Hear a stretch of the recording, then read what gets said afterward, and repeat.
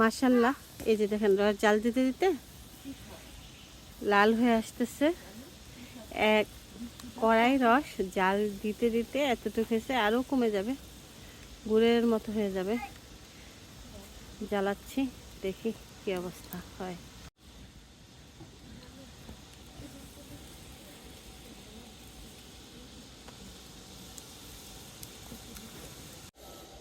এই যে রস জাল দিতে দিতে এই যে এরকম হচ্ছে।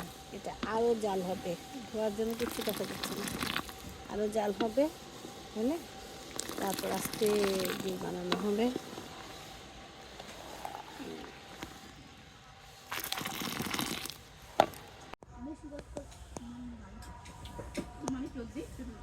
গুড় জ্বালানো হয়ে গেছে, উপর দিয়ে ফেনা উঠতেছে, চুলা কমানো,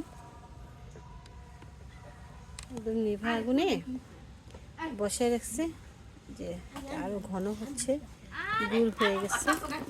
এই যে খুব সুন্দর গুড় হয়েছে মাশাআল্লাহ। এই অবস্থা আমি নামায় ফেলবো ঠান্ডা করে, পরে কিছু একটা মধ্যে ঢালবো।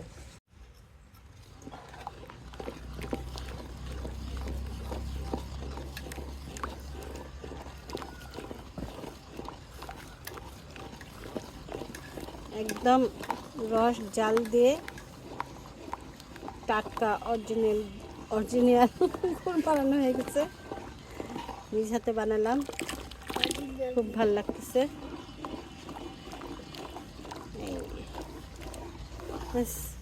সারা কেমন হয়েছে? ভালো। ভালো।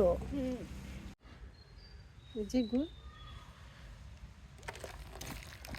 ঢালতেছি, হয়ে গেছে। এখন এটা একটা হাঁড়ির মধ্যে ঢেলে নিতেছে। এটার মধ্যে আবার কালকে রস জাল দিয়ে গুড় বানাবো ইনশাল্লাহ, ওইটাও আপনাদের সাথে শেয়ার করব।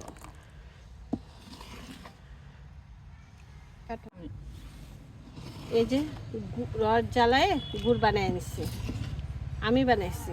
এই যে এখন এটার মধ্যে নিতেছি, হয়ে গেছে। দেখছেন মাশাআল্লাহ কত সুন্দর হয়েছে।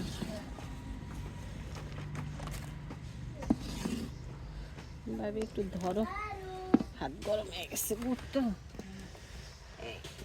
আস্তে এটা একটু সরাই, এটা ঢাইলা ফেলাইতে হয়েছে।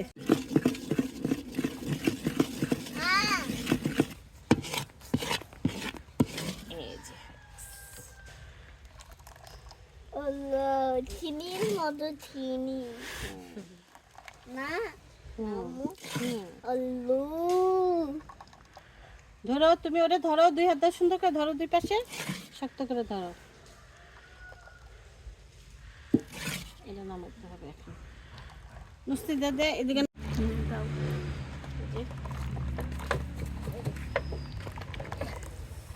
এখন এটাকে ঠান্ডা করব, ঠান্ডা করে আমি বয়মে নেব। আগে তো নতুন মাটির হাঁড়িতে গুড় রাখা হতো, এখন আমি তো ঢাকায় নিব, তাই আমি বয়মে ভরে নিয়ে যাব। কালকে আবার জাল করব, রস দিয়ে যাবে। কি যে সুন্দর ঘ্রাণ,